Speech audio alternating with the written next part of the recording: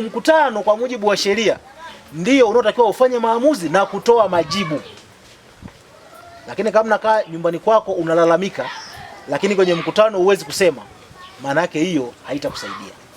Sasa naomba niwape nafasi wananchi wote, wanaume kwa wanawake, vijana kwa wazee, mzungumze nini kinajiri hapa, kwa nini kamficheni yetu haijatulia, kwa nini kila siku kelele ziko hapa, simu kwa mwenyekiti wa chama, simu kwa mheshimiwa, hatuna raha, kelele ni nyingi zinatoka hapa kamficheni. Shida iko wapi? Na nini tufanye? Na chanzo kipi? Na nani ni sosi? Ili sasa tupate nini? Dawa. Kwa sababu dawa ya jipu hamna shortcut. Dawa ya jipu ni kulipasua, kulifanya nini? Kulitumbua. Nikaja mimi nikambulia kipigo. Nimepigwa na kesi iko mahakamani.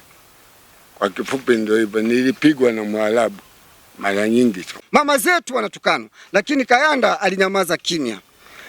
Huyu Mwarabu amekwepo hapa akitukana matusi usiku kucha. Anaweza kasimama hapo akatukana, anawatukana baba zetu, anawatukana mama zetu, lakini mwenyekiti wetu Bwana Filipo Kayanda ananyamaza kimya. Sasa tulikuwa tunajiuliza kwamba huyu Filipo, mwenyekiti wetu Filipo na Mwarabu, kuna nini hapo katikati? Amempa nini Filipo? Mwarabu amempa nini Filipo? Mpaka Filipo ananyamaza kimya, hazungumzi chochote kwa Mwarabu. Kwa sababu kama mtu amekupa kitu, hata kama amekupa rushwa au amekupa chochote, unakosa ujasiri wa kufanya nini? Wa kuzungumza, kwa sababu umekula chake. Tulivyofukuzwa pale siku ya kwanza baada ya kupeleka malalamiko yetu, sidhani kama kuna mwananchi hata mmoja anatamani tena kwenda kwa mwenyekiti kueleza shida yake. Sidhani kama hicho kitu kipo.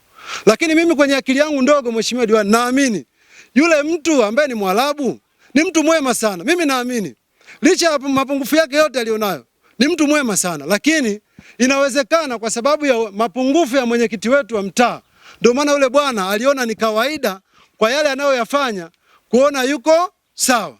Na ndio maana tulipofika kituo cha polisi, mheshimiwa polisi afande mmoja alisema hivi, alimwambia pale mwenyekiti wa mtaa, akamwambia, bwana, wewe ndio umesababisha kumtunza huyu mtu, na mlianza na utawala wa machinja, leo umepokea wewe kijiti. Maana yake ni kwamba huyu mtu mmemlea kwa muda mrefu, na haya ndio nini? Ndio madhara yake. Tulikuwa tukimkamata mnamwekea mzamana, mnamtoa. Tukimkamata mnasema huyu mtu tutaongea, yataisha. Kitu ambacho ni hatari. Kwa sisi wanawake haja tutendea haki kwanza. Kayanda siku ameongea Chazi, anaongeana kwenye simu, anamwambia kabisa, unawasimamiaje hawa mahakamani?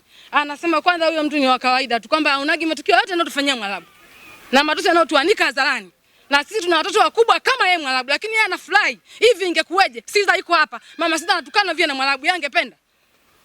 Inauma sana jamani, na kina mama leo mwingi angejifungulia jela. Naongea kwa uchungu sana kupitia babangu mdogo alivyonitenda. Naongeaga naye tu kwa sababu ni baba yangu, siwezi kumdharau. Na Wanyagua wanasema mimi ndo masekambwa. Yaani unaweza kumtekea mtu afa sijui la looni. Kwa mwenyekiti amesimama imara na kidete, yote asingekuepo.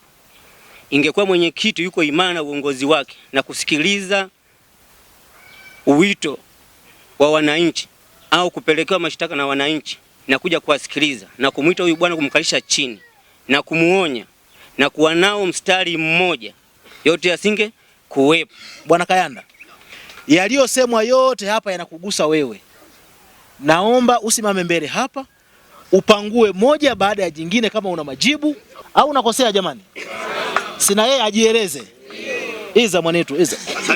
Lakini nataka nikuhakikishie katika mazingira ya kawaida juu ya vurugu zetu hizi kati ya Mwarabu na wananchi, mimi nakuhakikishia Mwarabu kweli na matusi na watu waliochukulia wako sahihi, lakini mimi sio mbabaishaji kwamba mimi nakulaga Mwarabu. Hizi dharau. Alikuja mwanangu kabisa, akaniambia hivi, tena wewe unaonekana unakulaga na Mwarabu. Ina maana mimi mwananchi wangu akipata shida nisije, wewe ukipata shida nisije, wewe ukipata shida mimi nisije. Mimi ni kiongozi, ni jamaa, lazima nifike. Kwa hiyo mheshimiwa viongozi, nataka niwahakikishie, sisemi maneno ya kuungaunga, nasema vitu kutoka moyoni. Kwa kweli huyu kijana kama matusi, kijana na matusi. Mwe mwana lendo sio jamani. Unaona? Kwa hiyo mimi siwezi kukopesha. Nawaambieni ukweli kabisa.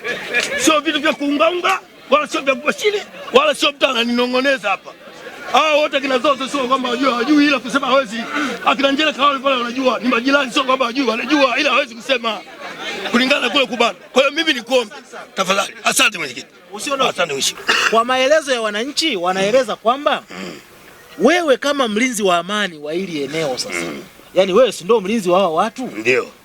Matendo yaliyokuwa yanafanyika hapa wanaona wewe huwapi ushirikiano wa kutosha hawa watu kwenye kudhibiti baadhi ya tabia kwenye nini? Kwenye kitongoji. Wanaona wewe hatua hii mpaka wanafika kumfunga Mwarabu kwa sababu mwenyekiti wewe hukuwa imara. Ungekuwa umeshawaita kama hivi, hata Mwarabu leo msingempeleka wapi? Polisi, mngemwadhibu kama wanamtaa. Kwa wananchi hawa wanaona mpaka mlipofika hapo wewe kama mwenyekiti wa kitongoji hukusimama imara kwenye mstari wako uliofanya nini? Ulionyooka. Ndio maana leo kitongoji kimefanya nini? Kimeyumba. Hakika mheshimiwa mwenyekiti, wengi wapi? Sisi na wanasiasa wa Kongo sio babaishaji. Wengi wapi? Nataka niwahakikisheni wananchi. Nyinyi mko makini, wao walichokiamia wananchi, mimi siwezi kulazimisha. Kwa sababu kwanza mimi sikupita kwa kula moja. Tuwagombea tulikuwa 7. Wengine hapa hapo kuna kamati za maafa. Kwa hiyo kila wanachoombea wanachoamua wananchi, mimi siwezi kujitetea. Wanapoamua wewe, sawa. Kama kusema mwenyekiti tuna imani wewe atakiwa mwenyekiti, sawa, lakini kuanza kung'ang'aniana habari kama hizi, mimi hapo siko tayari. Na kuhakikisha mheshimiwa. Lakini mimi msimamo wangu ndio huo. Kwa msingi wake kwa sababu kesi iko mahakamani na kwa sababu wananchi wanamtuhumu kiongozi waliyemchagua zidi ya kesi hiyo inayoendelea, mimi kwenye serikali maelekezo yangu kama diwani, ili kulinda ushahidi wa jambo hili na ili kuleta uwazi wa jambo hili na ili kuleta usawa na mshikamano kwenye jamii kwenye jambo hili ambalo linaendelea kwenye kitongoji hiki cha Kamficheni, Bwana Philip Kayanda, mwenyekiti wa kitongoji, utatupisha, utasimama mpaka pale kesi itakapoisha. Bwana Natani, naomba tuelewane hapo. Hatujakufukuza wala hatujakuondoa madarakani, kwa sababu kesi inaendelea na wananchi wanakutuhumu kwamba hawana imani hiyo na wewe. Kwenye kipindi hiki usiwe sehemu ya huo mchakato, usimame mpaka pale kesi itakapoisha. Kesi itakapoisha tutaitisha mkutano wa namna hii, ndugu mwenyekiti, na kisha tutatoa jibu la moja kwa moja.